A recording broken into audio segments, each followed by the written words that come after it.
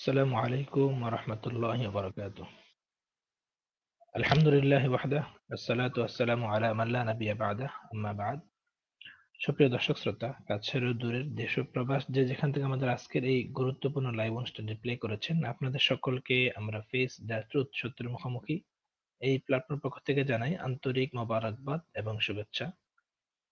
সুপ্রিয় দর্শক শ্রোতা, আমরা ধারাবাহিকভাবে আপনাদের সামনে আবারও হাজির হয়েছি। আমরা আজকে একটি গুরুত্বপূর্ণ এক বিষয় নিয়ে হাজির হয়েছি। আমরা আজকে যে বিষয়টি নিয়ে আলোচনা করব তা হচ্ছে শবে বরাত সম্পর্কে। আমাদের শবে বরাত অতি সন্নিকটে, ইনশাআল্লাহ তাআলা আর অল্প কিছুদিন পরেই আমাদের সামনে চলে আসছে পবিত্র শবে বরাত। আমরা আজকে এই বিষয় নিয়ে আলোচনা করব যে আমাদের সামনে যে শবে বরাত আসছে, এই শবে বরাত সম্পর্কে কোরআন এবং সুন্নাহয় কি বর্ণিত আছে, এবং এই শবে বরাতের করণীয় কি কি, এবং এই শবে বরাতে কোন কাজগুলো আমরা বর্জন করব, কোন কাজগুলো পরিত্যাগ করে চলবো, সেগুলো নিয়ে আলোচনা করব। এবং তারই সাথে সাথে আমরা একটি বিষয়ে লক্ষ্য করে থাকি শবে বরাত সম্পর্কে, যে আমাদের লামাযাবি পাড়ায় শবে বরাত নিয়ে অনেক কথা রয়েছে। ওনারা শবে বরাতকে একেবারে অনেকে মানতেই চান না, বেদাত বলে থাকেন, বা অনেকে অনেক রকম বক্তব্য রয়েছে। তো ইনশাআল্লাহ তাআলা আমরা ওই বক্তব্যগুলো, তাদের এই কথাগুলো কতটুকু সঠিক কোরআন সুন্নাহ মোতাবেক, ইনশাআল্লাহ তাআলা সেই বিষয়গুলো নিয়েও আপনাদের সামনে আলোচনা করব। তো আমাদের মাঝে আলোচনা করার জন্য আমরা আমন্ত্রণ জানিয়েছি আমাদের স্টুডিওতে। আমরা দুইজন আলোচককে আমন্ত্রণ জানিয়েছি। আমাদের মাঝে ইতিমধ্যে উপস্থিত রয়েছেন আমাদের প্রিয় মুহতারাম মুফতি দিদার হোসাইন সাহেব, এবং আমাদের মাঝে উপস্থিত থাকবেন আপনাদের সুপরিচিত আলোচক, আমাদের ইতিপূর্বে এই পেজে আলোচনা করেছেন মুফতি আবু বকর সাহেব। তো ইনশাআল্লাহ তাআলা উনিও আসবেন। তো আমরা আহ দর্শকদের উদ্দেশ্যে বলবো, আপনারা যারা আমাদের সাথে যুক্ত আছেন অবশ্যই আমাদের এই গুরুত্বপূর্ণ লাইভ অনুষ্ঠানটি আপনারা শেয়ার করে দিবেন, যাতে করে এই সত্যটা বা এই দিনই প্রচারটা যাতে করে সর্বমহলে সর্বসাধারণের কাছে খুব সহজে পৌঁছে যায়। তো সরাসরি আমরা আলোচনা চলে যাচ্ছি। আমরা চলে আসসালামু আলাইকুম ওয়া রাহমাতুল্লাহি ওয়া বারাকাতুহু। আল্লাহ তাআলার শুকরিয়া যে আল্লাহ তাআলা আমাদেরকে একটি মহতী রাত সম্পর্কে কিছু বিভ্রান্তির অবসান এবং উম্মাহকে সঠিক পথ দেখানোর একটি অনুষ্ঠানে আল্লাহ তাআলা আমাদেরকে সংযুক্ত করেছেন, তৌফিক দিয়েছেন। এজন্য আল্লাহ তাআলার শুকরিয়া আদায় করছি, আলহামদুলিল্লাহ। সর্বপ্রথম আমাদের আজকের এই লাইভ অনুষ্ঠানের উপস্থাপক মোহাম্মদ আমাদের এখানে সংযুক্ত আছেন। জি দিদা ভাই, আপনি আসতে পারেন। এটা চলছে এখন, আর কোনো প্রকারের কথা না বললেই ভালো হয়। আমি 5 থেকে 7 মিনিট বলবো। তো আমি সম্মানিত উপস্থাপককে ধন্যবাদ জানাচ্ছি, এবং আমার সাথে আরেকজন আলোচক আছেন মুফতি দিদার হোসাইন সাহেব, আমি ওনাকেও ধন্যবাদ জানাচ্ছি। সাথে সাথে আজকের এই অনুষ্ঠান আপনারা যারা সম্মানিত শ্রোতাবিন্দু, দেশ এবং দেশের বাইরে থেকে আপনারা যারা দেখছেন, আপনাদের সকলকে ধন্যবাদ এবং শুভেচ্ছা জ্ঞাপন করে মহান আল্লাহ তাআলার করুণার মহতাজ হয়ে তার সাহায্য নিয়ে শুরু করছি। তো আজকে মূলত আমাদের যে আলোচনার বিষয়বস্তু সেটা হচ্ছে বাড়াবাড়ি এবং ছাড়াছাড়ির কবলে শবে বরাত। তো আমি এ সম্পর্কে আজকের এই মূল আলোচনাটিকে আমি 3 ভাগে ভাগ করেছি।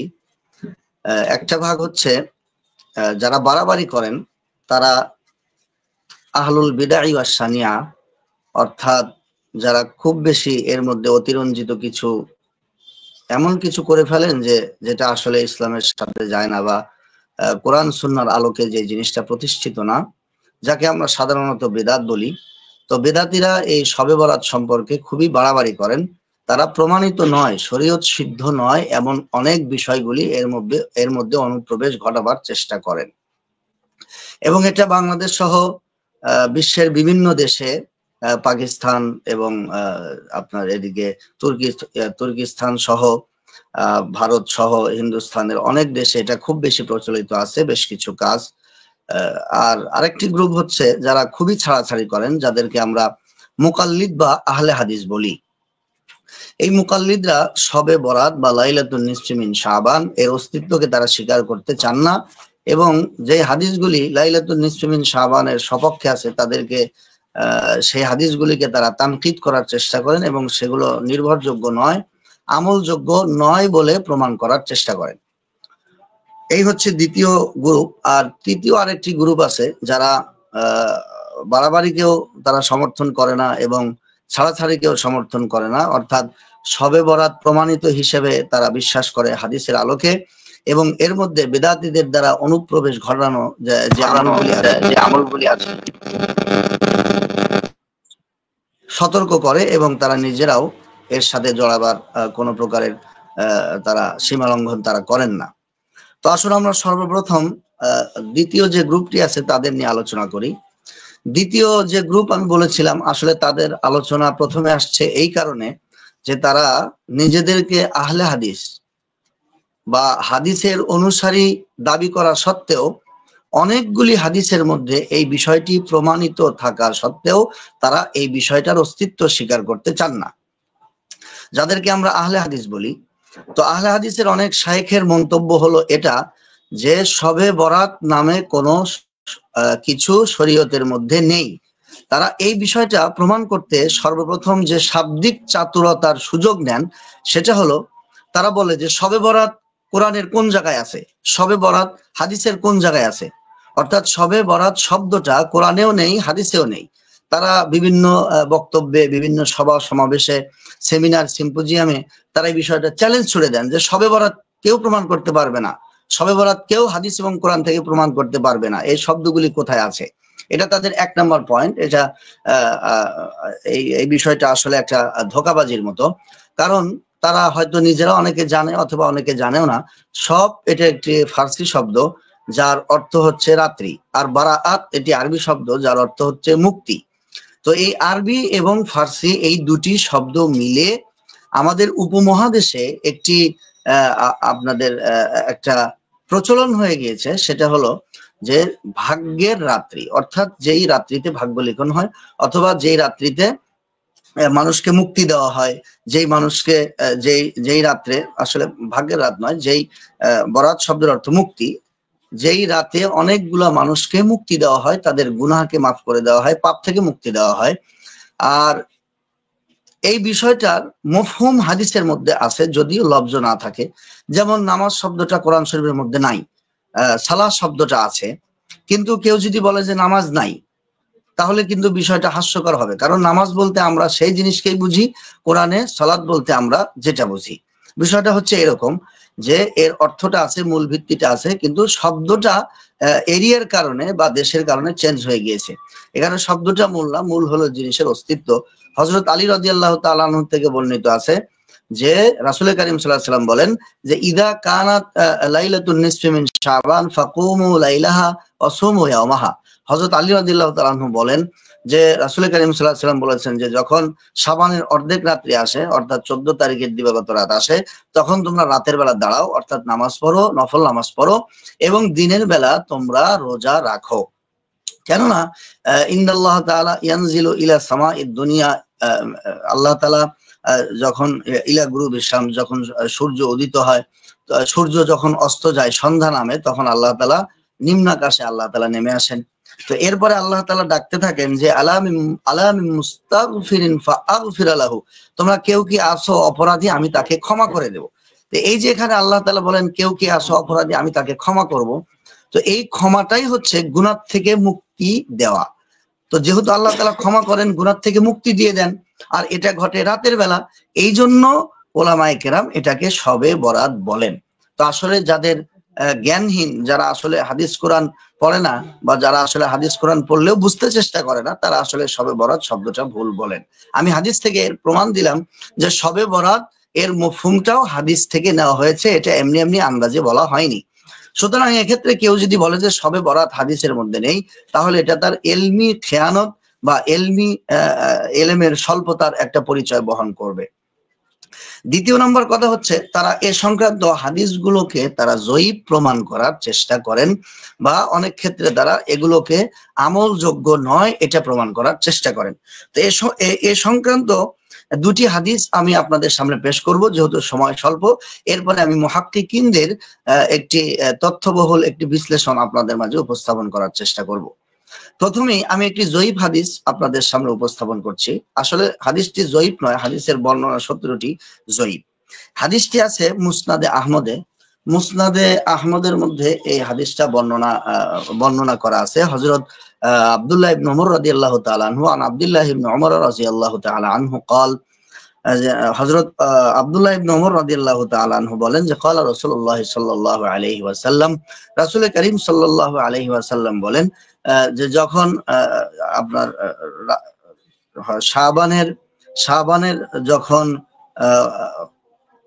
ইয়াতলুল্লাহু আযজা ওয়া জাল্লা ইলা আবদিহি, আল্লাহ সুবহানাহু ওয়া তাআলা তার বান্দাদের নিকটে আসেন নিসফা মিন শাবান, আল্লাহ তাআলা লাইলাতিন মিন নিসফি মিন শাবান, শাবানের অর্ধ রজনীতে আল্লাহ তাআলা বান্দাদের নিকটে আসেন।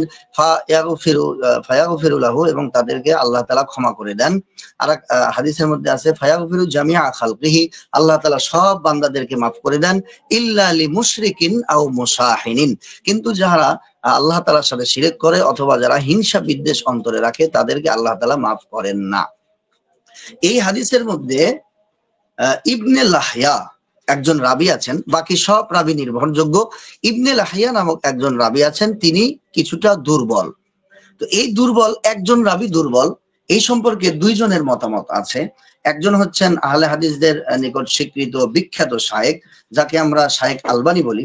শায়েখ আলবানী বলেন, শায়েখ আলবানী এই ব্যাপারে বলেছেন ওয়াযাআফাহু হাদাল হাদিস, তিনি এই হাদিসকে বা এই riwayate হাদিসকে তিনি জয়ীফ প্রমাণ করেছেন ইবনে লাহিয়ার কারণে।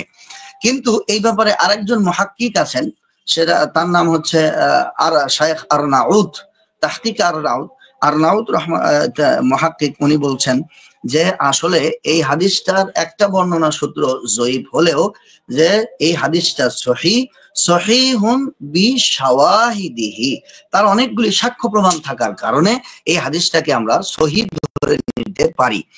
সাক্ষ্য প্রমাণ কি আছে? এই দুর্বল হাদিস হলেও এর একটা সাক্ষ্য সহিহ হাদিসের মধ্যে আছে। এই সহিহ হাদিসটা আসলে আপনার হলো সহিহ ইবনে হিব্বানের মধ্যে আছে। সহিহ ইবনে হিব্বান হাদিস নাম্বার 5665। এখানে মুআজ ইবনে জাবাল রাদিয়াল্লাহু তাআলা আনহু থেকে হাদিস বর্ণনা করা আছে। হযরত মুআজ ইবনে জাবাল রাদিয়াল্লাহু তাআলা আনহু বলেন যে রাসূল করিম সাল্লাল্লাহু আলাইহি ওয়াসাল্লাম বলেছেন যে আল্লাহ তাআলা আল্লাহ তাআলা নিজেকে আত্মপ্রকাশ করেন যখন শাবানের মধ্য রজনী আসে তখন, এবং আল্লাহ তাআলা সমস্ত বান্দাদেরকে ক্ষমা করে দেন যারা মুশরিক এবং যারা নিজেরা নিজেদের অন্তরের মধ্যে হিংসা বিদ্বেষ পোষণকারী। এটা সহিহ ইবনে হিব্বানের মধ্যে এই হাদিসটা বর্ণনা করা আছে এবং তিনি এই হাদিসটাকে সহিহ বলেছেন। এই হাদিসের মধ্যে কোনো দুর্বল রাবী নেই বা এরকম কোন রাবী নেই যে রাবীগণের থাকলে হাদিসটা মাতরুক হতে পারে। তো আরনাউদ রাহমাতুল্লাহ আলাইহি উনি তাহকিক করে এখানে বলেন যে সবগুলো রিওয়ায়াতকে যদি মিলানো হয় তাহলে দেখা যাবে যে কোন কোন বর্ণনার মধ্যে যদিও কিছুটা দুর্বলতা থাকে, কিন্তু সবগুলো রিওয়ায়াত যদি মিলানো হয় তাহলে এর অস্তিত্ব প্রমাণিত হয়। আসলে আমাদের দর্শক শ্রোতা ভাই যারা আছেন তারা এই বিষয়টা সহজে বুঝবেন না, কারণ এই বিষয়টা হচ্ছে উসুলে হাদিসের আলোকে বলা হয়েছে। তো যারা উসুলে হাদিস বোঝেন না, দেশ ও বিদেশের যে সমস্ত ভাইয়েরা আছেন, আমি তাদেরকে একটা কথা বলি যে আমরা যারা উলামায়ে কেরাম যারা মধ্যম পন্থা বলি, অর্থাৎ যারা আপনার সবে বরাত যে আছে বা আমরা লাইলাতুন নিসফি মিন শাবান, এটাকে আমরা যারা স্বীকার করি তারা স্বীকার করি কিসের ভিত্তিতে? স্বীকার করি একটা হাদিসের ভিত্তিতে। হাদিসগুলো এমন হাদিস যে সহিহ সূত্রে আমরা যদিও সবগুলো হাদিসকে একসাথে না পাই, কিন্তু একই বিষয় প্রায় 11 থেকে 12টা riwayaতের মধ্যে আছে। সুতরাং একই বিষয় যদি 11 থেকে 12টা riwayaতের মধ্যে থাকে তাহলে এই বিষয়টা যে শরীয়তের মধ্যে আছে এই ব্যাপারে ইয়াকিন করা যায়, এই ব্যাপারে কিন্তু আমরা আর সন্দেহ পোষণ করতে পারি না। বিষয়টা আমি তাদেরকে এভাবে বোঝাতে চেষ্টা করি যে একটা জয়ীফ হাদিস দিয়ে কোন জিনিসের অস্তিত্বের প্রমাণ দেওয়া যায় না, কিন্তু যখন একই বিষয়ে অনেকগুলি হাদিস থাকে এবং এর কয়েকটা riwayat জয়ীফ থাকে, তখন সবগুলো বিষয়টা যদি মিলানো হয় তাহলে কিন্তু এটা একটা শক্তিশালী পর্যায়ে যেতে পারে। এই ব্যাপারে আমি আপনাদেরকে একটা যুক্তি দেই, আমি একটা কিয়াস করি, তাহলে আপনারা বুঝতে পারবেন। সেটা হলো মনে করুন একটা দড়ি আছে, একটা সুতা আছে, এই একটা সুতা যখন আপনি একটা সুতা রাখবেন তখন কিন্তু এটাকে আপনি দুর্বল বলতে পারেন বা এটাতে আপনি শক্তিশালী কোনো কিছু প্রমাণ করতে পারবেন না। কিন্তু যখন আপনি 10টা 15টা সুতা এক জায়গায় আপনি এক জায়গায় করে দিবেন এবং এটা এক জায়গায় করলে এটা একটা দড়ি হবে এবং তখন এই জিনিসটা কিন্তু একটা শক্তিশালী হবে। তাহলে আমরা এখান থেকে এই জিনিসটা বুঝতে পারি যে উসুলের খোলাসা হলো এটাই যে শবে বরাত সম্পর্কে যে মুনফারিদ রিওয়ায়াতগুলি আছে এগুলো একটা সুতার মতো, কিন্তু যখন আমরা সবগুলিকে মিলাবো তখন এটা একটা শক্তিশালী দড়ি হয়ে যাবে, তখন কিন্তু কেউ এর অস্তিত্বকে অস্বীকার করতে পারবে না। সুতরাং যুক্তির আলোকে, উসুলে হাদিসের আলোকে আমরা এটাই বুঝতে পারি যে এই হাদিসগুলি ইনফিরাদি ভাবে, এককভাবে হাদিসগুলির বর্ণনা ক্ষেত্রে কোনোটার ভিতরে জৌফ আছে, কিন্তু যদি আমরা এই হাদিসগুলোকে এক জায়গায় করি তাহলে এর অস্তিত্ব সম্পর্কে অবশ্যই ইয়াকিন পয়দা হয় যে এর অস্তিত্ব শরীয়তের মধ্যে আছে, এটা অস্তিত্বহীন নয়। আমি দুইটা প্রমাণ উপস্থাপন করার পরে তাদের একটা চতুরতা দিয়ে আমি আমার এই বিষয়টা শেষ করব। সেটা হলো আমাদেরকে তারা বলে আমরা হাদিস অস্বীকার করি। দেখুন, হানাফিরা আসলে হাদিস অস্বীকার করে না। হানাফিরা হাদিস অস্বীকার করে না, বরং তারা অস্বীকার করে ওই সমস্ত কথা যেগুলো হাদিস নয়। তারা জাল হাদিসকে অস্বীকার করে, তারা সহিহ হাদিসকে অস্বীকার করে না, হাসান হাদিসকে অস্বীকার করে না, এমনকি জয়ীফ হাদিসকে অস্বীকার করে না। তারা অস্বীকার করে জাল হাদিস, অর্থাৎ যেগুলো হাদিস নয়। আকায়েদের ক্ষেত্রে হানাফিরা সহিহ হাদিসের আশ্রয় গ্রহণ করেন বা সহিহ হাদিসকে প্রাধান্য দেন। আমলিয়াতের ক্ষেত্রে তারা হাসান হাদিসকেও প্রাধান্য দেন। ফাজাইলের ক্ষেত্রে তারা জয়ীফ হাদিসকেও তারা আমল করেন বা জয়ীফ হাদিসকেও তারা দলিল যোগ্য মনে করেন। সুতরাং আমরা উসুলে হাদিসের নীতি অনুযায়ী সহিহ হাদিস, হাসান হাদিস এবং জয়ীফ হাদিস সবগুলো হাদিসকে আমরা মান্য করি। সুতরাং প্রকৃত আহলে হাদিস হলে আমরাই হব।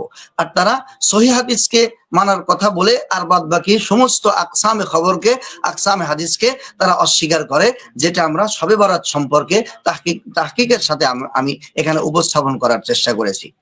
তো দ্বিতীয় নাম্বার যে গ্রুপটা আছে তারা আহলে হাদিস, তারা অনেকটা বাড়াবাড়ি করেন, বেদাত করেন।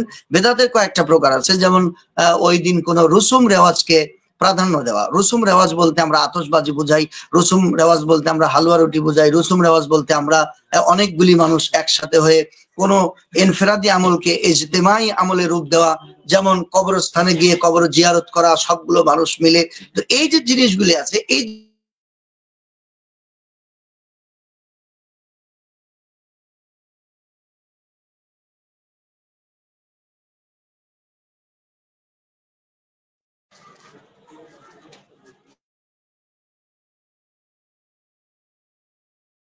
আহলে হক উলামায়ে কেরামগণ বলেন যে ঠিক ওইভাবে, অর্থাৎ হাদিসের মধ্যে যেটা নাই সেটা আমরা করব না, এর অস্তিত্বকে মানি। হাদিসের মধ্যে এই ব্যাপারে কি বলা আছে সেটা আমি বলি। সুতরাং এখানে আমি শুধু সমস্ত বেদাতীদেরকে একটা কথা বলতে চাই যে আমার কোনো ভাই, কোনো বেদাতি, কোনো বেদাতি এটা প্রমাণ করতে পারবে না যে ওই দিন নির্দিষ্ট করে কোন রুসুম রেওয়াজের কথা বলা আছে, বরং হাদিসের মধ্যে বলা আছে কুমু লাইলাহা, অর্থাৎ সেই রাত্রে তোমরা ইবাদত করো, নফল ইবাদত। এখানে কোনো ধরাবান্ধা নেই, যে যতটুকু পারে করবে। ওয়াসুমু ইয়াউমাহা, এবং পরের দিন আমরা রোজা রাখি। সুতরাং এখানে রোজা রাখার কথা হাদিসে পাওয়া যায় এবং রাতে নফল ইবাদতের কথা পাওয়া যায়, এবং এগুলো সবগুলো ইনফিরাদান, ইজতিমান কোন আমল অথবা ইনফিরাদি কোন আমলকে ইজতিমাই রূপ দেওয়া, অথবা হালুয়া রুটি খাওয়া, অথবা সেই দিন আতশবাজি করা বা অন্য কোনো কিছু রুসুম রেওয়াজের সাথে মিল রেখে যদি কোনো কিছু করা হয়, যেরকম আমরা অনেক বেদাতীদেরকে দেখতে পারি, তারা ওই দিন ঘটা করে আপনার মসজিদের ভিতরে তারা আমলকে একটা ইজতিমাই রূপ দেওয়ার চেষ্টা করেন।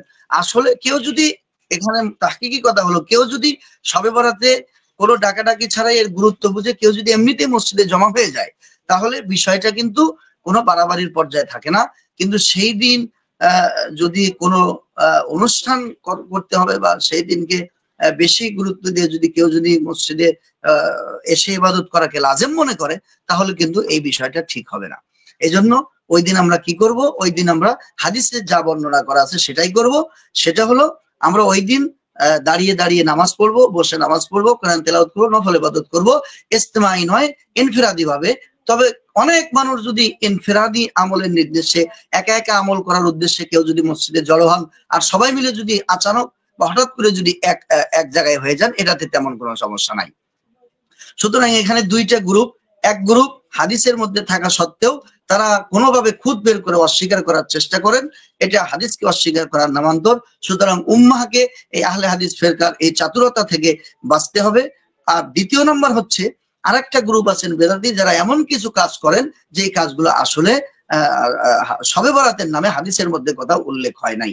সুতরাং রাসূলের যারা প্রকৃত উম্মত বা যারা কোরআন সুন্নাহকে মানতে চান, তারা ওই হাদিসগুলি যদি দেখেন তাহলে ওই দিন আপনাকে কি করতে হবে, যেটা আমি সংক্ষেপে বলেছি 2 কাজ, ওই কাজগুলি আপনারা করবেন।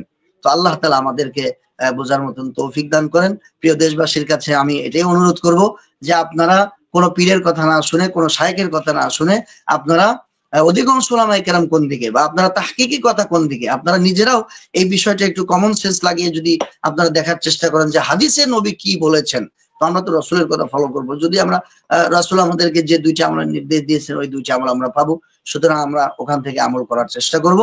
আমরা যদি এই বিষয়টাকে খেয়াল করি, উলামায়ে কেরামের পরামর্শ নিয়ে চলি, তাহলে আমাদেরকে কোনো ফিরকা গোমরাহ করতে পারবে না।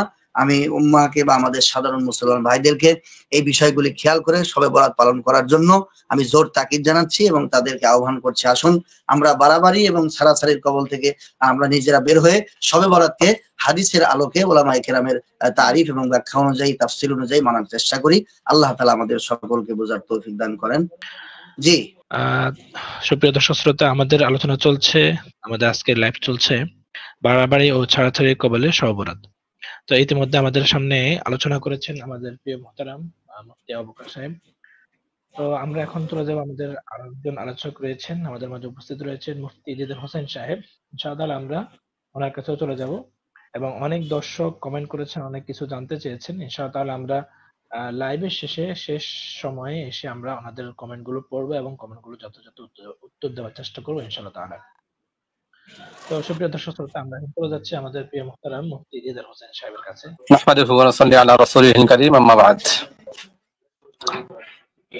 আলহামদুলিল্লাহ, দীর্ঘ সময় ধরে কথা বলছিলেন মুফতি মুহাম্মদ আবু বকর হাফিজাহুল্লাহ তাআলা। অনেক চমৎকার কথা বলেছেন। আমি ইনশাআল্লাহ কিছু বিষয় নিয়ে ছোট্ট করে কিছু কথা বলবো ইনশাআল্লাহ। জি প্রিয় দর্শক, লাইলাতুন নিসফি মিন শাবান বিষয়ে অনেক আলোচনা রয়েছে, সংক্ষিপ্ত আকারে কিছু কথা বলার চেষ্টা করব ইনশাআল্লাহ তাআলা। আমাদের আজকের যে আলোচনার বিষয় সেটা হলো লাইলাতুন নিসফি মিন শাবান বা শবে বরাতের বিষয়ে বাড়াবাড়ি এবং ছাড়াছাড়ি, অথবা বলা যেতে পারে এর প্রামাণিকতা, কিছু করণীয় বর্জনীয়, এ বিষয়টি ইনশাআল্লাহ। আমি সর্বপ্রথম কথা বলবো এর প্রামাণিকতা নিয়ে। লাইলাতুন নিসফি মিন শাবান বা শবে বরাত এটা প্রমাণিত কি না, আসলে এই বিষয়টা নিয়ে আলোচনা করার প্রয়োজন বোধ কখনো করিনি, কিন্তু সাম্প্রতিক বিভিন্ন সময় যখন অনেক মানুষের কাছ থেকে এটার প্রমাণ না হওয়ার বিষয়ে যখন কথা শুনি, তখন এই বিষয়ে কথা বলতে হয়। তো এই প্রামাণিকতা নিয়ে আমাদের মুফতি আবু বকর হাফিজাহুল্লাহ গুরুত্বপূর্ণ কথা বলেছেন। আমি কিছু কথা বলবো ইনশাআল্লাহ তাআলা। এর প্রামাণিকতা নিয়ে ছোট্ট করে কিছু কথা বলি। লাইলাতুন নিসফি মিন শাবান এ বিষয়ে এক শ্রেণী মানুষের ধারণা হলো এই বিষয়ে যত হাদিস রয়েছে সবগুলো হাদিস ভিত্তিহীন, জাল, অমূলক, সেগুলোর কোনো প্রমাণ নেই, সেগুলো প্রমাণিত না, সেগুলো বিশুদ্ধ না, বরং সেগুলো জাল, ভিত্তিহীন। আমি তাদেরকে প্রথম কথা বলবো যে লাইলাতুন নিসফি মিন শাবান বা শবে বরাত সংক্রান্ত যত হাদিস রয়েছে এর মধ্যে কিছু হাদিস আছে যঈফ, দুর্বল, কিছু হাদিস আছে হাসান পর্যায়ের, কিছু হাদিস আছে সহিহ পর্যায়ের। সবগুলো হাদিস সহিহ বা সবগুলো হাদিস যঈফ বা ভিত্তিহীন, দুর্বল এমন কথা বলার কোনো সুযোগ নেই। শবে বরাত বিষয়ে যতগুলো হাদিস রয়েছে এর মধ্যে প্রসিদ্ধ যে হাদিসটি রয়েছে সেটা হলো মুআয ইবনে জাবাল রাদিয়াল্লাহু তাআলা আনহুর সে বিশুদ্ধ এবং সহিহ হাদিস, যেটা ইবনে হিব্বান এর মধ্যে বর্ণিত হয়েছে। যে হাদিসটা হলো ইয়াত্তালিউল্লাহু তাবারাকা ওয়া তাআলা ইলা খালকিহি লাইলাতুন নিসফি মিন শাবান ফায়াগফিরু লিজামিই খালকিহি ইল্লা লিমুশরিকিন ওয়া মুশাহিন। আল্লাহ রাব্বুল আলামিন শবে বরাতে বান্দার দিকে দৃষ্টিপাত করেন এবং সব বান্দাকে তিনি ক্ষমা করে দেন, কিন্তু মুশরিক এবং বিদ্বেষ পোষণকারী ব্যক্তিকে তিনি ক্ষমা করেন না। এই যে একটা হাদিস, এই হাদিসের আলোকে বুঝে আসছে আমাদের কাছে স্পষ্ট যে লাইলাতুন নিসফি মিন শাবান এটা প্রমাণিত। এই হাদিসের মান নিয়ে যদি আমরা কথা বলি তাহলে দেখা যাবে হাদিসটা বিশুদ্ধ এবং সহিহ। বাইহাকী রাহিমাহুল্লাহ তাআলা তিনি তার শুআবুল ঈমানের মধ্যে স্পষ্টভাবে বলেছেন যে মুআয ইবনে জাবাল রাদিয়াল্লাহু আনহু যে হাদিসটি রয়েছে, এই হাদিসটি প্রমাণিত, সুপ্রমাণিত, এতে কোনো সন্দেহ নেই। আমাদের বাংলাদেশের তথাকথিত আহলে হাদিস যারা রয়েছেন তারা তাকে ফলো করে থাকেন। শেখ আলবানী রাহিমাহুল্লাহ তাআলা তিনি হাদিস বিষয়ে বলেছেন মুআয ইবনে জাবাল রাদিয়াল্লাহু আনহু যে হাদিসটি রয়েছে, এই হাদিসটির ব্যাপারে তিনি মন্তব্য করেছেন হাদা হাদিসুন সহিহুন।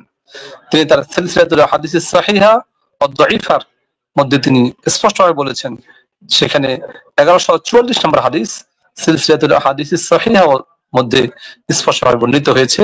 তিনি সেখানে বলেছেন হাদা হাদিসুন সহিহুন রুইয়া আন জামাআতিন মিনাস সাহাবা মিন তুরুকিল মুখতালিফা ইয়াশুদ্দু বা'দুহা বা'দান وهم معاذ بن جبل وابو ثعلبة الخشني وعبد الله بن عمر وابي موسى الاشعري وابي هريره وابي بكر الصديق وعبد بن مالك وعائشه। তাহলে তিনি এই হাদিসটি প্রমাণিত, এটাকে সহিহ বিশ্বস্ত বলেছেন শেখ আলবানী, এবং তিনি বলেছেন এই হাদিসটা বিভিন্ন ভাবে বর্ণিত হয়েছে, অনেক সাহাবী থেকে বর্ণিত হয়েছে। এই 7 জন সাহাবী না বলেছেন যে হাদিসটি 7 জন সাহাবী থেকে বর্ণিত হয়েছে। এই সংক্রান্ত যে 7টা বর্ণনার কথা আমরা সামনে আসছে, সবগুলো রিওয়ায়াতকে যদি আমরা সামনে রাখি, সবগুলো হাদিসকে সামনে এনে যদি আমরা এই হাদিসের মান নির্ণয় করতে যাই, তখন আমাদেরকে এই হাদিসটাকে সহিহ বলতে অবশ্যই হবে।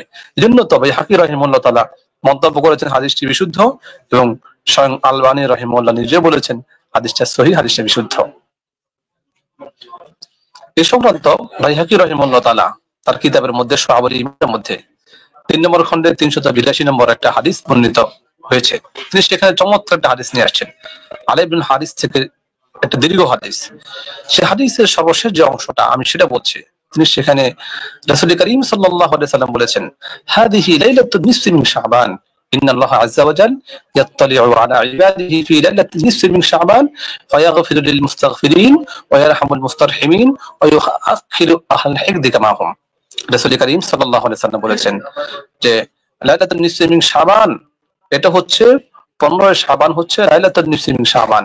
আল্লাহ রাব্বুল আলামিন এই রাতে তার বান্দার দিকে বিশেষভাবে দৃষ্টি দান করে থাকেন। তখন যারা ক্ষমা চায় তাদেরকে তিনি ক্ষমা দান করেন, যারা অনুগ্রহ চায় তিনি তাদের প্রতি অনুগ্রহ করেন, আর যারা বিদ্বেষ পোষণকারী তাদেরকে আপন অবস্থায় রেখে দেন। এটা একটা হাদিস। এই হাদিস থেকে তো স্পষ্ট হচ্ছে যে এই রাত মর্যাদাপূর্ণ রাত, এবং এই রাতের মর্যাদা, বিশেষ যে মর্যাদা রয়েছে সেটা হাদিসের আলোকে প্রমাণিত। বাইহাকী রাহিমাহুল্লাহ যে হাদিসটি বর্ণনা করেছেন তিনি তার শুআবুল ঈমানের মধ্যে, এই হাদিস সম্পর্কে তিনি নিজে বলেছেন হাদা মুরসালুন জাইয়িদুন, মানে এই হাদিসটি হলো মুরসাল, সুপ্রমাণিত, এটা শক্তিশালী মুরসাল, গ্রহণযোগ্য, আমলযোগ্য। দুইটা হাদিস গেল। 3 নম্বর যে হাদিস যেটা মুসনাদ আহমদের মধ্যে বর্ণিত হয়েছে, আব্দুল্লাহ ইবনে আমর থেকে বর্ণিত হয়েছে, আনা রাসূলুল্লাহ সাল্লাল্লাহু আলাইহি সাল্লাম قال يطلع الله عز وجل الى خلقه ليله النصف من شعبان فيغفر لعباده الى اثنين مشحن وقاتل نفس। একই হাদিস। এই হাদিসের মধ্যেও একই কথা বলা হয়েছে, আল্লাহ তাআলা এই রাত্রিতে সবাইকে ক্ষমা করে দিবেন, কিন্তু বিদ্বেষ পোষণকারী এবং মানুষ হত্যাকারীকে ক্ষমা করবেন না। এই হাদিস সম্পর্কে যদি আমরা দেখি তাহলে দেখা যাবে এই হাদিসটাও কিন্তু সহিহ, বিশুদ্ধ, প্রমাণিত। বিশ্ববিখ্যাত বরেণ্য মুহাদ্দিস শেখ শুআইব আল-নাউত, যিনি তার সময় পুরো বিশ্বে প্রখ্যাত মুহাদ্দিস ছিলেন, শেখ শুআইব আল-নাউত রাহিমাহুল্লাহ তিনি বলেছেন হাদা হাদিসুন সহিহুন বিশাওয়াহিদিহি। এই হাদিসটি এর সমর্থক আরো যতগুলো হাদিস রয়েছে সবগুলো হাদিস যদি সামনে রাখা হয় তাহলে এটা বলতে বাধ্য হবে যে হাদিসটা সহিহ। এই তিনটা বর্ণনার আলোকে আমরা স্পষ্ট ভাবে বুঝতে পারলাম যে লাইলাতুন নিসফি মিন শাবান এটা সুপ্রমাণিত, এতে কোনো সন্দেহ নেই। বিশ্ববিখ্যাত মুহাদ্দিসিন সবাই একমত।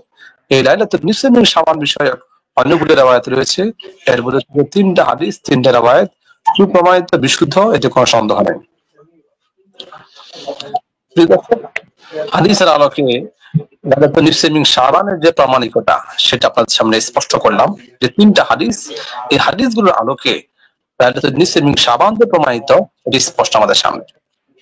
এরপরে আমি সালাফের উক্তির আলোকে বলবো যে সালাফের একমত যে লাইলাতুন নিসফি মিন শাবান বা শবে বরাত এটা মর্যাদাপূর্ণ রাত, এটা মহামান্বিত একটা রাত, মহিমান্বিত একটা রাত, এটা সুপ্রমাণিত। এটা সর্বপ্রথম যার নাম বলবো তিনি হলেন শেখ ইবনে তাইমিয়া রাহিমাহুল্লাহ তাআলা, যিনি 728 হিজরিতে যার ইন্তিকাল।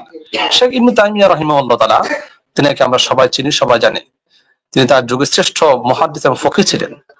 আমাদের তথাকথিত আহলে হাদিস ভাইরা তিনাকে খুব বেশি অনুসরণ করে থাকেন এবং বিভিন্ন সময় তার রেফারেন্স দিয়ে কথা বলার চেষ্টা করে থাকেন। আমি আজকে তার রেফারেন্স দিয়ে বলবো যে তিনি বলেছেন যে শবে বরাত এটা সুপ্রমাণিত, এতে কোনো সন্দেহ নেই।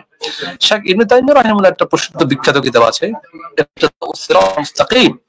এই কিতাবে 2 নম্বর খণ্ডে 631 নম্বর পৃষ্ঠায় তিনি স্পষ্টভাবে বলেছেন, এখন আরবি পাঠের সময় নেই, আমি শুধু অনুবাদটা বলছি। তিনি সেখানে বলেছেন যে 15 শাবানের রাতের ফজিলত সম্পর্কে একাধিক মারফু হাদিস আসার সাহাবা বর্ণিত হয়েছে, এটা তার বক্তব্য।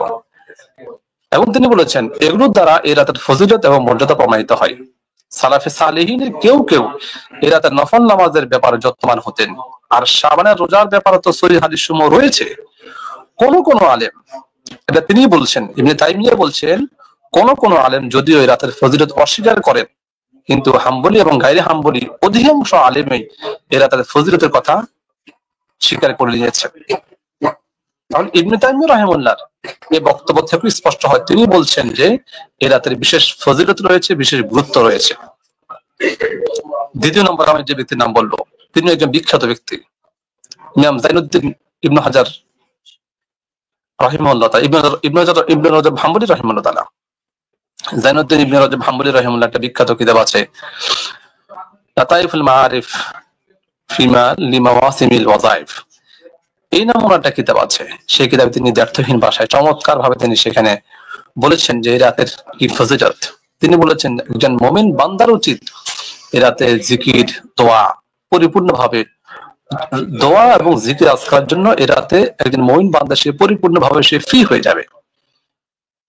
প্রথমে খাঁটি মনে আল্লাহর কাছে তওবা করবে, মাগফিরাত এবং প্রার্থনা করবে আল্লাহর কাছে, আপদ বিপদ থেকে আল্লাহর কাছে পানা চাবে, নফল নামাজ পড়বে, সবসময় আল্লাহর কাছে গুনাহ থেকে বিরত থাকার জন্য আল্লাহর কাছে সাহায্য চাবে। এবং তিনি বলেছেন এই রাতে যে 2 শ্রেণীর মানুষকে বলা হয়েছে ক্ষমা করা হবে না, এটাতে আমাদেরকে সেটা সংকল্প করতে হবে যে এই 2 শ্রেণীর মানুষের অন্তর্ভুক্ত আমি কখনো হব না। এই যে আমি যে বক্তব্য দিলাম যে লাইলাতুন নিসফি মিন শাবানের মর্যাদা এবং বিশেষ ফজিলতের যে বর্ণনা আমি এখন বললাম, এটা বলেছেন ইবনে রজব হাম্বলি রাহিমাহুল্লাহ তাআলা, যিনি বিশ্ববিখ্যাত মুহাদ্দিস এবং ফকিহ। 3 নম্বর যে ব্যক্তির নাম আমি উল্লেখ করব, তিনি হলেন ইমাম ইবনে হাজার রাহিমাহুল্লাহ তাআলা, যিনি আল-মাদখাল গ্রন্থের রচয়িতা। যিনি আল-মাদখাল গ্রন্থ রচনা করেছেন। আল-মাদখাল ইবনুল হাজ একটা সুবিখ্যাত কিতাব, ইলমি ময়দানের সবাই জানে একটা সুবিখ্যাত কিতাব, সুন্নাহ এবং বিদআত সম্পর্কে চমৎকার একটা কিতাব এবং প্রমাণযোগ্য একটা কিতাব। ইমাম ইবনে হাজার রাহিমাহুল্লাহ তাআলা তিনি তার এই কিতাবের মধ্যে দ্ব্যর্থহীন ভাষায় চমৎকার আলোচনা তিনি করেছেন। এখানে তিনি বলেছেন, আমি তার শুধু অনুবাদটা বলছেন যে এরা যদিও সবে কদরের মতো নয়, কিন্তু এর অনেক ফজিলত রয়েছে, অনেক বরকত রয়েছে। আমাদের পূর্বসূরি পুণ্যতারা এই রাতে যথেষ্ট মর্যাদা দিতেন এবং যথাযথ হক আদায় করতেন এই রাতের। এই বক্তব্য হলো ইমাম ইবনে হাজার রাহিমাহুল্লাহ বক্তব্য, যিনি মারা গেছেন 737 হিজরিতে। তিনি আরো বলেছেন যে এই রাতের ফজিলতকে, মর্যাদাকে অনেকে অস্বীকার করে থাকে, সেটা কোনোভাবে ঠিক নয়, বরং সেটা আমাদের সালাফের কার্যক্রম দ্বারা প্রমাণিত এবং বিভিন্ন ধরনের বিশুদ্ধ এবং হাসান জয়ীফ হাদিস দ্বারা প্রমাণিত। সব মিলে আমি বলবো যে শবে বরাত সম্পর্কে পূর্বসূরীদের যে উক্তি রয়েছে এবং যে বিশুদ্ধ এবং হাসান বা কিছু জয়ীফ হাদিসের আলোকে যে শবে বরাত প্রমাণিত, সে রিওয়ায়াতগুলো সামনে আনলে এবং সালাফের উক্তি তাদের কর্ম সামনে আনলে স্পষ্ট হয়ে যাবে যে লাইলাতুন নিসফি মিন শাবানের বিশেষ ফজিলত রয়েছে, বিশেষ মর্যাদা রয়েছে। এটাকে অস্বীকার করার কোনো সুযোগ নেই। প্রিয় দর্শক, আপনারা অবশ্যই বুঝেছেন আমি কিছু হাদিস এবং আসার আলোকে এবং সালাফের উক্তির আলোকে প্রমাণ করার চেষ্টা করেছি যে লাইলাতুন নিসফি মিন শাবান এটা মর্যাদাপূর্ণ রাত, মহিমান্বিত রাত, সম্মানিত রাত, এর বিশেষ মর্যাদা রয়েছে। এটা হচ্ছে প্রামাণিকতা নিয়ে। এই রাতের করণীয় কি সেটাও আমাদের সামনে চলে আসছে।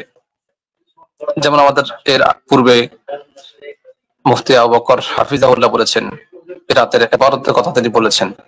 একটা ইবনে মাজার একটা হাদিস রয়েছে, যদিও হাদিসটা দাঈফ, তবে হাদিসটা আমলযোগ্য, আমল করার মতো হাদিস। সে হাদিসটা হলো কুমু লাইলাহা ওয়া সুমু নাহারাহা।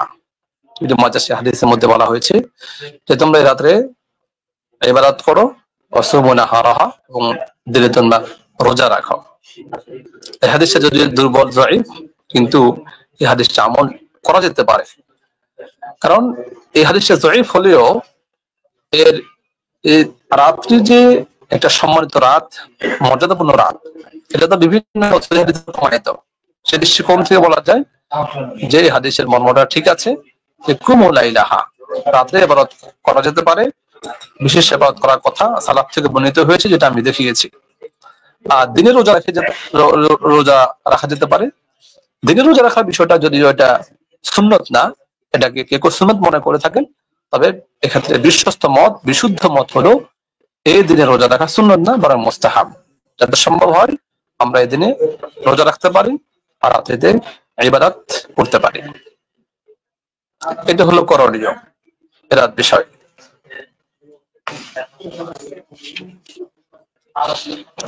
বর্জনের বিষয় যদি আমরা বলতে যাই, তাহলে দেখা যাবে আমাদের সমাজে যেমনটা লাইলাতুন নিসফ মিন শাবান নিয়ে বাড়াবাড়ি রয়েছে, তেমন যা ছাড়াছাড়িও রয়েছে।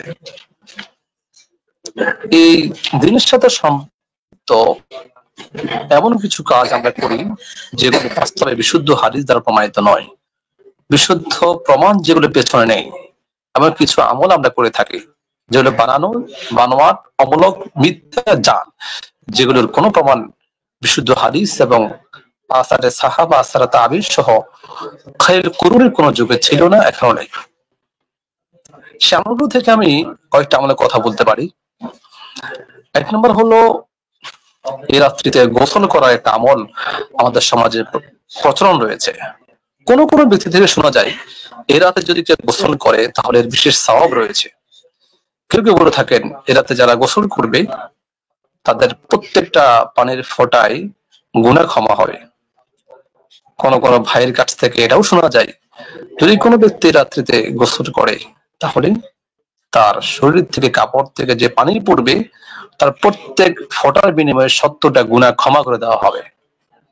এই ধরনের কথা আমরা শুনতে পাই, কিন্তু এ বিষয়ে স্পষ্ট বক্তব্য হলো, শরিয়ার স্পষ্ট বক্তব্য হলো, লাইলাতুন নিসফ মিন শাবানকে কেন্দ্র করে বা শবে বরাতকে কেন্দ্র করে গোসল করার যে প্রচলন রয়েছে বা যে কুসংস্কার রয়েছে, এটা প্রমাণিত নয়, বরং এটা ভুল আমল, ভিত্তিহীন, অমূলক একটা কাজ। এটা থেকে আমাদেরকে বিরত থাকা উচিত।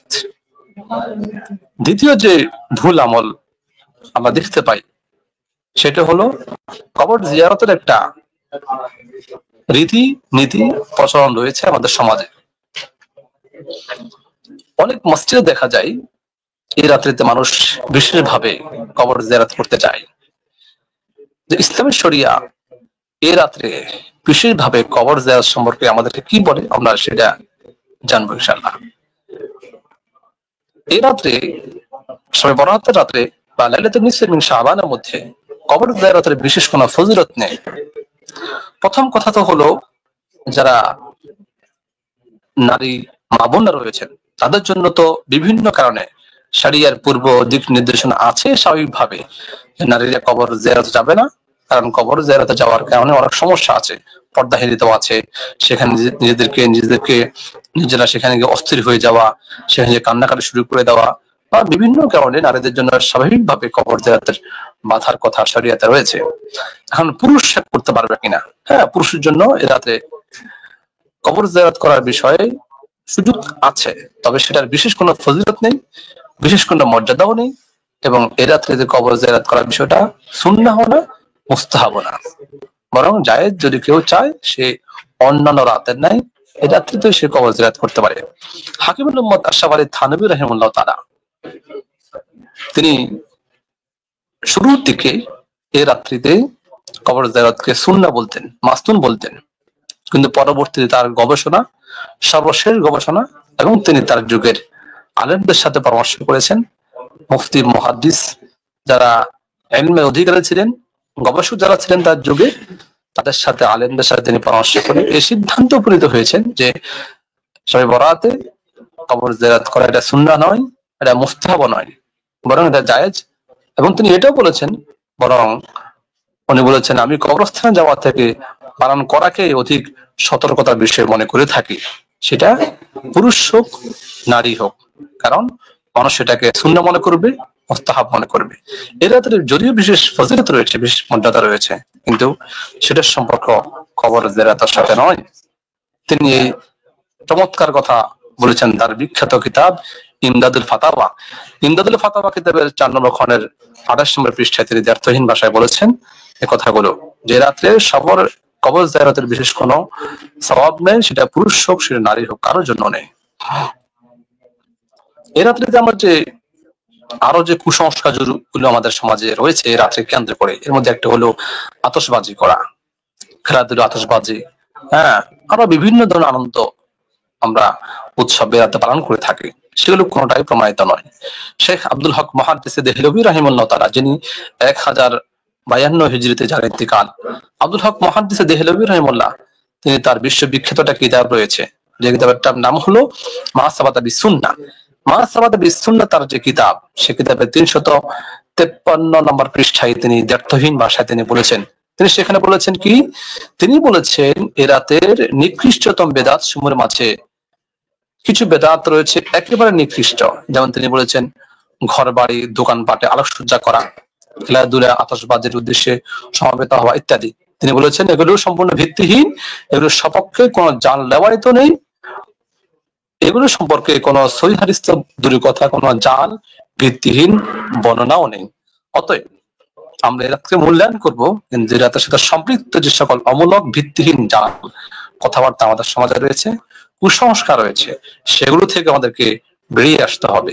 তাহলে আমরা এ রাতের যে গুরুত্ব রয়েছে, যে ফজিলত রয়েছে, আমরা সেটা পাবো। একদিকে যদি আমরা এ রাত্রে মূল্যায়ন করি, এ রাতের ফজিলত অর্জন করার জন্য করণীয় কাজগুলি করি, অন্যদিকে যদি বর্জনীয় কাজগুলো বর্জন না করি, তাহলে দেখা যাবে আমরা এই রাতের জন্য আল্লাহ রাব্বুল আলামিন যে বিশেষ মর্যাদা রেখেছেন, বিশেষ ফজিলত রেখেছেন, সেটা কিন্তু আমরা কোনোভাবেই পাবো না। এই জন্য আমাদেরকে এগুলো থেকে বেরিয়ে আসা উচিত। এই রাতকে কেন্দ্র করে একটা প্রসিদ্ধ কুসংস্কার বা অমূলক ভিত্তিহীন জাল কথা আমাদের সমাজে রয়েছে, সেটা হলো এ রাতে বিশেষ সালাতের কথা বর্ণনা করা হয়।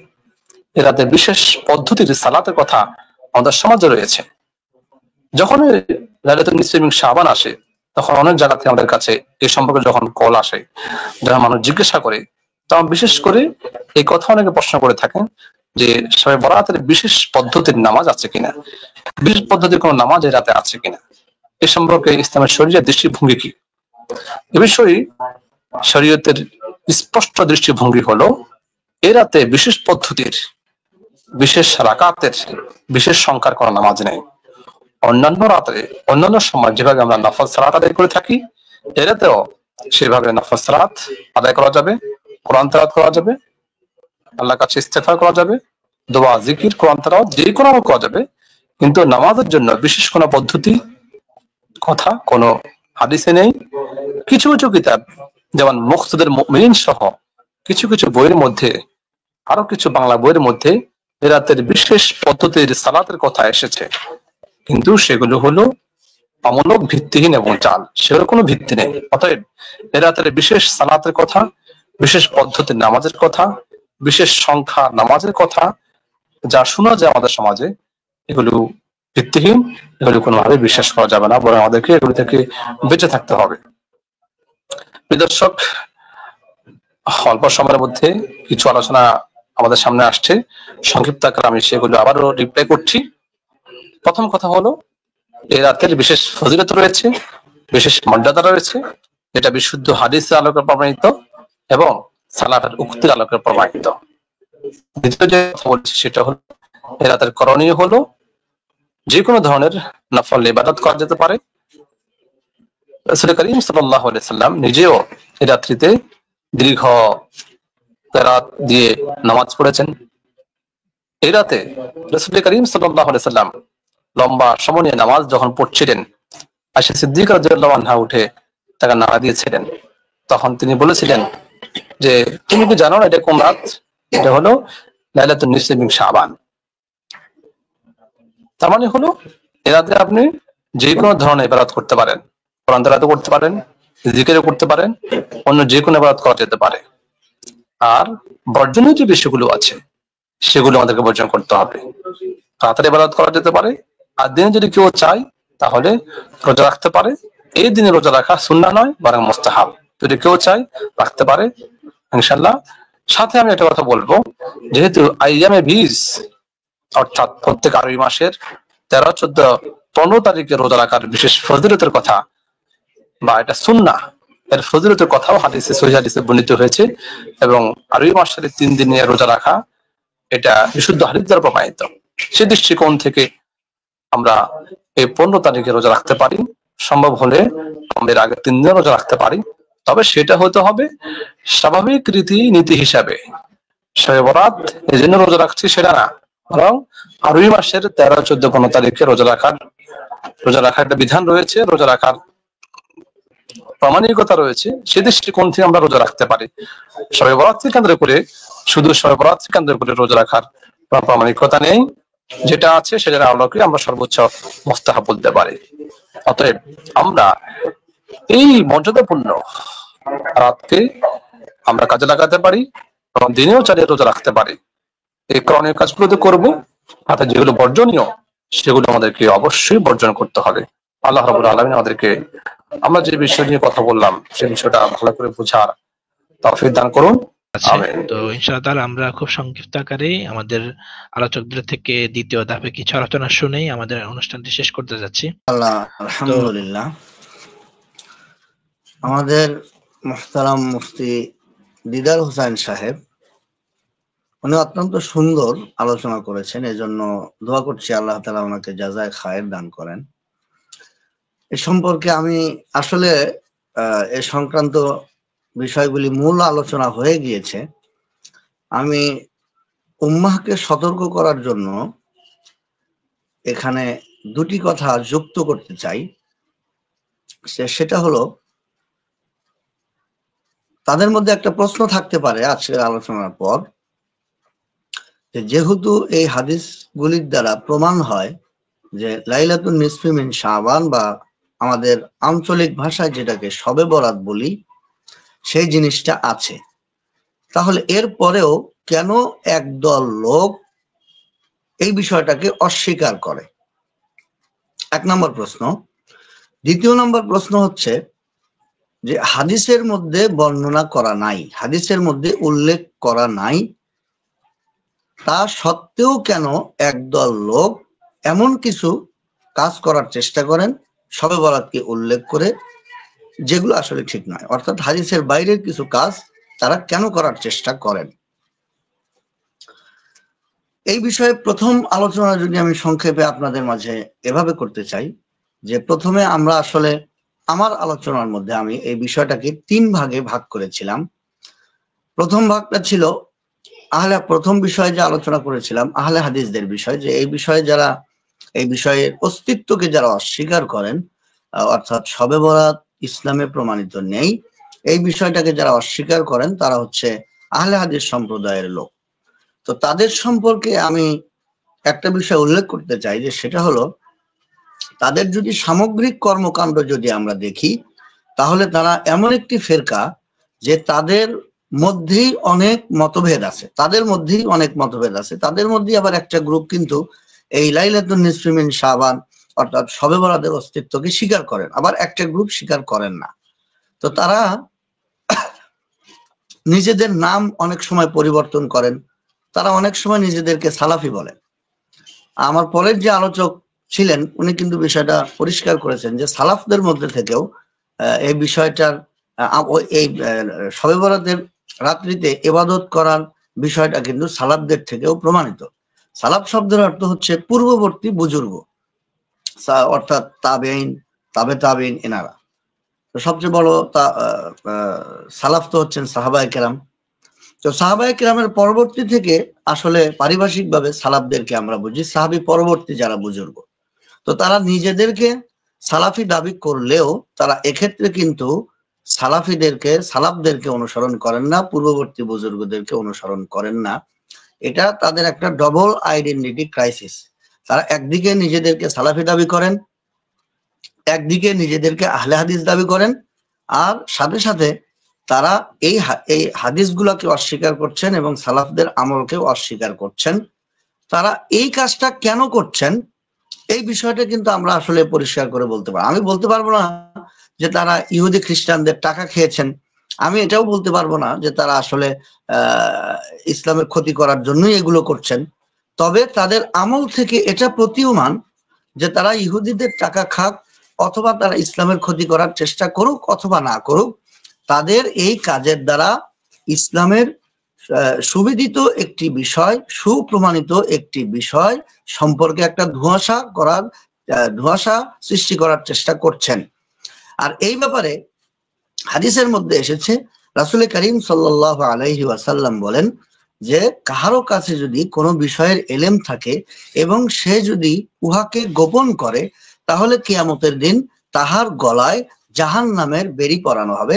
হাদিসটি হচ্ছে মান কাতাবা ইলমান, যে গোপনকে, যে কোনো এলেমকে অস্বীকার করে, যে কোনো মান আলিমা ইলমান সুম্মা কাতামাহু, যে কোনো এলেমকে শেখে এরপরে সে ওটাকে গোপন করে, তাহলে উলজিমাহু ইয়াউমাল কিয়ামাতি বিলিজামিন মিন নার। তো আহলে হাদিস ভাই তারা কোনো জায়গা থেকে প্ররোচিত হয়ে করছেন এটা আমি বলবো না, তবে যেহেতু বিষয়টা প্রমাণিত, সুতরাং তাহাদের এই কাজটা বা তাদের এই বিভ্রান্ত ছড়ানোটা এই হাদিসের আলোকে তারা শাস্তির উপযুক্ত বলে বিবেচিত হয় বা শাস্তির উপযুক্ত তারা প্রমাণিত হয়।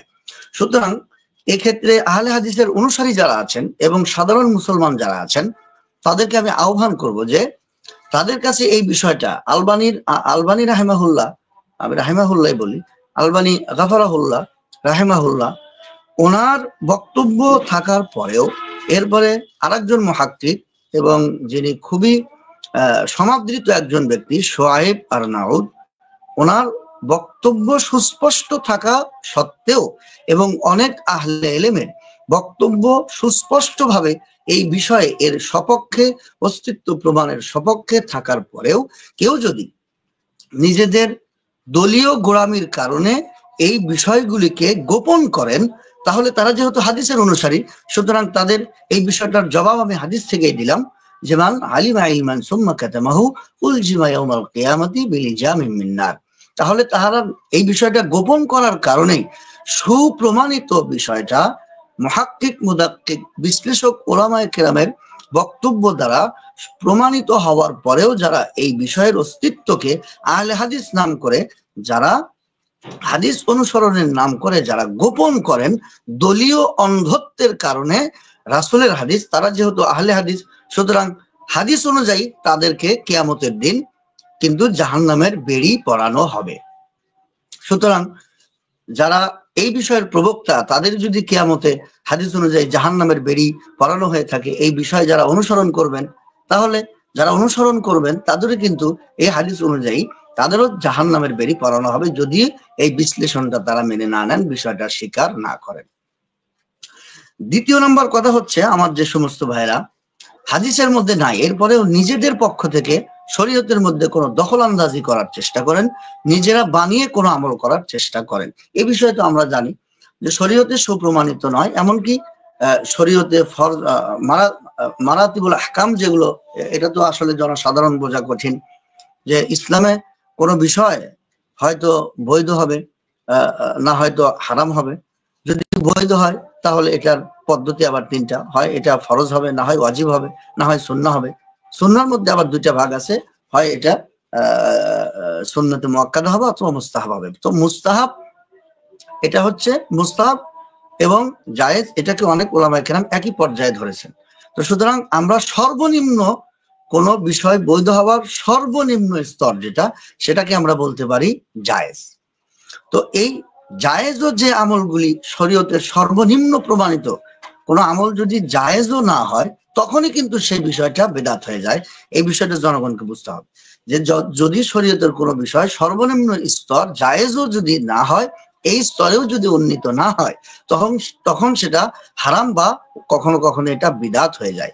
বিদাত হয় যদি এটা সুন্নতের মোকাবেলা হয়। সুতরাং এখানে তাদেরকে বুঝতে হবে যে শরীয়তের যে জিনিসগুলি প্রমাণিত নয়, এখানে প্রমাণিত কোন কোন জিনিস? প্রমাণিত জিনিসগুলি কিন্তু হাদিসের মধ্যে আছে। যেরকম 1 নম্বর বিষয় রাসূল করিম সাল্লাল্লাহু আলাইহি সাল্লাম বলেন যে কুমু লাইলাহা, তোমরা ওই রাত্রে দাঁড়াও। তো এটা এখানে কিন্তু আমরের শিগে ব্যবহার করা হয়েছে। তো এখানে আমর কিন্তু লিল উজুব নয়, এখানে ইস্তেহবাব অথবা লিল জাওয়াজ, অর্থাৎ তোমাদের জন্য বৈধ, তোমাদের জন্য মুস্তাহাব ওই রাত্রে দাঁড়ানো। তো সুতরাং এখান থেকে আমরা উসুলিয়িনদের তর্জ অনুযায়ী আমরা এখান থেকে বুঝতে পারি বা আমরা এখান থেকে বলতে পারি যে এখানে আমরটা ওয়াজিবের জন্য ব্যবহার করা হয়নি, এখানে ব্যবহার করা হয়েছে মুস্তাহাব বা জায়েজ প্রমাণ করার জন্য।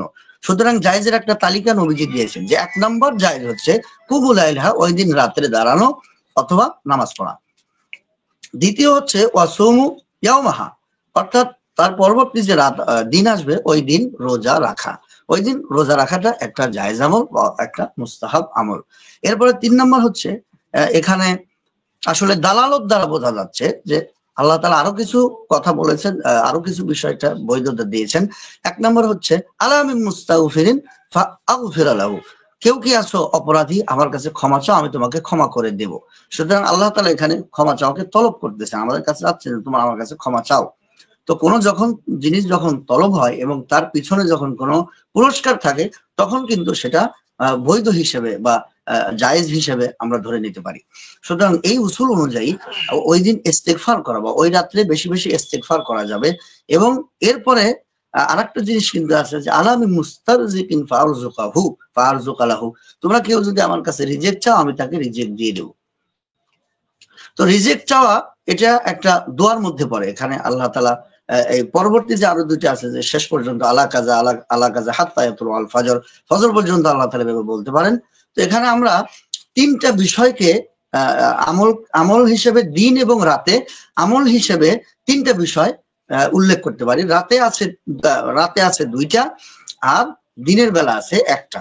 রাতে যে 2টা আমল হাদিস দ্বারা প্রমাণিত, সেই তার মধ্যে একটা হচ্ছে নামাজ পড়া আর দ্বিতীয়টা হচ্ছে দোয়া করা এবং ইস্তেগফার করা। যদিও ইস্তেগফার একটা দোয়া, এই জন্য ইস্তেগফার এবং দোয়াকে আমরা এক জায়গায় করলাম।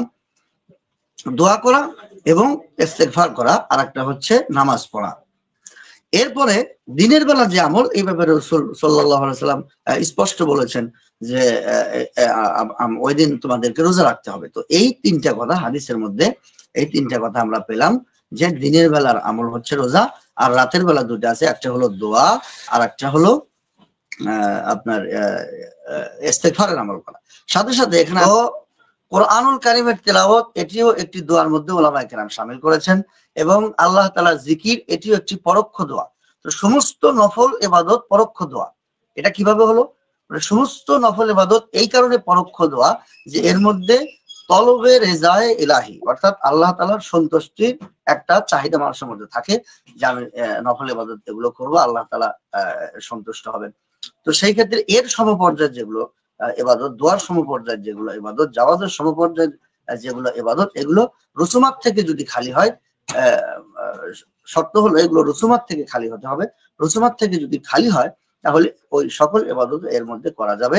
আল্লাহ তাআলা এখানে সমস্ত আকসাম বর্ণনা করেননি, বরং আল্লাহ রাসূলের এই হাদিসের মাধ্যমে আপনার হলো যিকরুল জুজ, অর্থাৎ জুজকে উল্লেখ করে এখানে ইহাতাতে কুল, অর্থাৎ পুরো জিনিসটাকে বোঝানোটা এখানে উসুলিয়িনদের মতে এই বিষয়টা এইভাবে আল্লাহ তাআলা উল্লেখ করেছেন, যাতে কিছু আকসাম উল্লেখ করা হলো যাতে করে রুসুমাত থেকে খালি হলে এর সমপর্যায়ের অন্যান্য বিষয়গুলো এর মধ্যে দাখিল হবে। সাথে সাথে আমরা যদি এই 2টা বিষয়কে খেয়াল রাখি যে হাদিসের মধ্যে দিন এবং রাতের যে আমলগুলি কথা বলা হয়েছে, এই আমলগুলির বাইরে যখন যাওয়া হবে তখনই কিন্তু সেই জিনিসটা নাজায়েজ বা একটা পর্যায়ে গিয়ে বেদাত হবে। তো ওনারা কি কারণে করেন? ওনারা করেন 2টা কারণে। 1 নম্বর হলো কিল্লতে ইলমের কারণে হয়, অথবা কারো কারো ইলম আছে কিল্লতে ফাহমির কারণে হয়। তাদের কাছে শুধুমাত্র আলফাজ আছে, তাদের কাছে দাকাইকুল ইলম এইগুলি নাই, এই কারণে তারা বিষয়টা অনেকগুলি বুঝতে চেষ্টা করেন না। আর দ্বিতীয় হচ্ছে অতি উৎসাহ, তারা মনে করেন যেহেতু একটার কথা আছে আর অন্যান্যগুলো এর সাথে যোগ করলেই হবে। না, ইবাদতের মূল হচ্ছে হাদিস এবং কোরআন বা রাসূল করিম সাল্লাল্লাহু আলাইহি সাল্লামের ন্যূনতম ইশারা এবং রেজামন্দি থাকতে হবে। তো যেই ইবাদতের মধ্যে রাসূল করিম সাল্লাল্লাহু আলাইহি সাল্লামের ইশারা পাওয়া যাবে না, এমনকি ইঙ্গিতও পাওয়া যাবে না, সেগুলো বাতিল বা পরিত্যাজ্য বলে গণ্য হবে।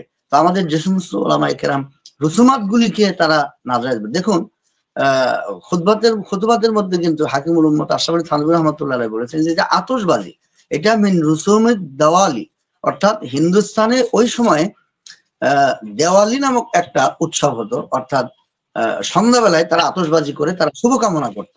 তো আমাদের দেশেও এটা ওখান থেকে নেওয়া হয়েছে যে আমরাও এখানে একটা শুভকামনা করি। এটা এই বিষয়টা কিন্তু শরীয়তের মধ্যে কোনো ইশারা নাই এবং এই বিষয়টা শরীয়তের তাকাজার খেলাফ। আলো প্রজ্বলন করে কোনো শুভ কাজের কোনো ইয়া করা যায় না, আশা করা যায় না। তো এখানে বিষয়টা এভাবে বুঝতে হবে যে বেদাত বিভিন্ন সময় বিভিন্ন রূপে আমাদের মাঝে প্রবেশ করার চেষ্টা করবে। জামানার ভিত্তিতে বেদাতের রূপও পরিবর্তন হবে। আমাদের শুধু সতর্ক থাকতে হবে যে রাসূল যে দুইটা আমলের কথা বলেছেন বা দুইটা পাঠ করেছেন, এই পাঠের সমপর্যায়ের চেয়ে যেন নিচে না যায়। তো আল্লাহ তাআলা আমাদেরকে এই বিষয়গুলি বোঝার তৌফিক দান করেন এবং আহলে হাদিস সহ আমার যে সমস্ত ভাইরা অতি উৎসাহী হয়ে কেউ ছাড়াছাড়ি করেন, যারা অতি উৎসাহী হয়ে যারা বাড়াবাড়ি করেন, আবার যারা নিজেদের দলীয় অন্ধত্বের কারণে প্রমাণিত বিষয়কে যারা ছেড়ে দেন, আল্লাহ তাআলা এই উভয় গ্রুপকে বিষয়টা বোঝার তৌফিক দান করেন। আলহামদুলিল্লাহ, আমরা প্রায় চলে আসছি।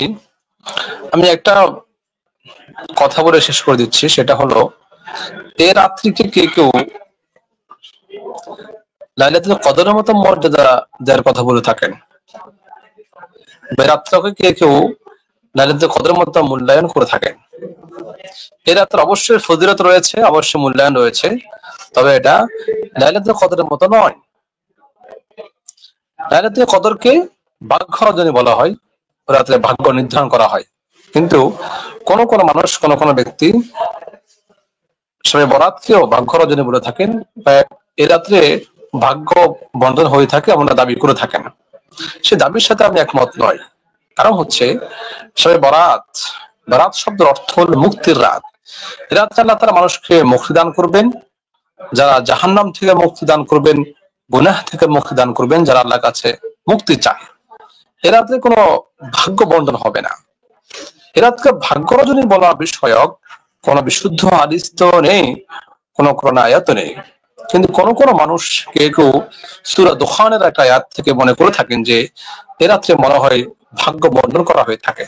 সূরা দুখানের মধ্যে আল্লাহ রাব্বুল আলামিন যে বলেছেন ফিহা ইউফরাকু কুল্লু আমরিন যি হাকিম, এই আয়াত থেকে কেউ মনে করে থাকেন যে এ রাত্রিতে ভাগ্য বন্ধন করা হয়ে থাকে। কিন্তু এই আয়াতে যে ব্যাখ্যা রয়েছে, বিখ্যাত মুফাসসিরিনরা যে ব্যাখ্যা দিয়েছেন, যে তাফসীর করেছেন, সে তাফসীরের আলোকে এবং সেই ব্যাখ্যার আলোকে এটা প্রমাণিত হয় যে এখানে যে কথা বলা হয়েছে সেটা বলা হয়েছে শবে কদরের জন্য, সেটা শবে বরাতের জন্য নয়। অতএব সূরা দুখানের আয়াত থেকে এই কথা বলার কোনো সুযোগ নেই যে শবে বরাত এটা ভাগ্য রজনী বা এটাতে ভাগ্য বর্ণনা করা হয়ে থাকে। অন্যদিকে এ বিষয়ে কোনো বিশুদ্ধ হাদিসও নেই। সম্ভবত আমাদের হিন্দুস্তানের মধ্যে এটা প্রসিদ্ধ হয়েছে, আয়েশা সিদ্দিকা রাদিয়াল্লাহু আনহা থেকে একটা হাদিস বর্ণিত হয়েছে, যেটা মিশকাতুল মাসাবিহের মধ্যে বর্ণিত হয়েছে, যে সেখানে একটা পর্যায়ে তিনি এটাকে ভাগ্য রজনী বলতে চেয়েছেন আয়েশা সিদ্দিকা রাদিয়াল্লাহু আনহার সেই রাওয়ায়াতের মধ্যে। কিন্তু প্রথম কথা হলো আয়েশা সিদ্দিকা রাদিয়াল্লাহু আনহার যে রাওয়ায়াতটি রয়েছে সেটা কোনো বিশুদ্ধ রাওয়ায়াত নয়, সেটা একটা যায়ীফ এবং দুর্বল বর্ণনা, দুর্বল রাওয়ায়াত, দুর্বল হাদিস, অগ্রহণযোগ্য হাদিস। সে হাদিসে এই অংশটা যে এটা হলো ভাগ্য রজনী, এরা ভাগ্য রজনীর যে অংশটা আছে সে অংশ হলো বিচ্ছিন্ন অংশ, এটাকে উলুমুল হাদিসের পরিভাষা বলা হয় সাজ অথবা সুজুদ একটা অংশ। তো এজন্য ওই হাদিসে আয়েশা সিদ্দিকা রাদিয়াল্লাহু আনহা যে হাদিসের মধ্যে বলা হয়েছে রাত্রকে ভাগ্য রজনী, সেই হাদিস প্রমাণিত নয় এবং সেটা দুর্বল হাদিস। ওই হাদিসের যে অংশে বলা হয়েছে এ রাত হলো ভাগ্য রজনী, ওই অংশ সাজ বিচ্ছিন্ন, সেটা কোনোভাবে প্রমাণিত নয়। অন্যদিকে এ সম্পর্কে আরো যত বর্ণনা রয়েছে, কোন বর্ণনায় এ কথা বলা হয়নি। এটা এখান থেকে রচনা হয়েছে আয়েশা সিদ্দিকা রাদিয়াল্লাহু আনহার যে হাদিস রয়েছে মিশকাতের মধ্যে, সেখান থেকে প্রচার হয়েছে, এটাকে কেউ কেউ ভাগ্য রজনী বলতে চেয়েছেন, কিন্তু এটা ভাগ্য রজনী নয়, বরং এটা হলো মুক্তির রাত। রাতে আল্লাহ তাআলা মানুষকে মুক্তি দান করবেন, গুনাহ থেকে মুক্তি দিবেন, জাহান্নাম থেকে মুক্তি দিবেন। ভাগ্য রজনী হলো শবে কদর, শবে বরাত, ভাগ্য রজনী নয়, বরং এটা হলো মুক্তির রাত, এটা হচ্ছে বারাত।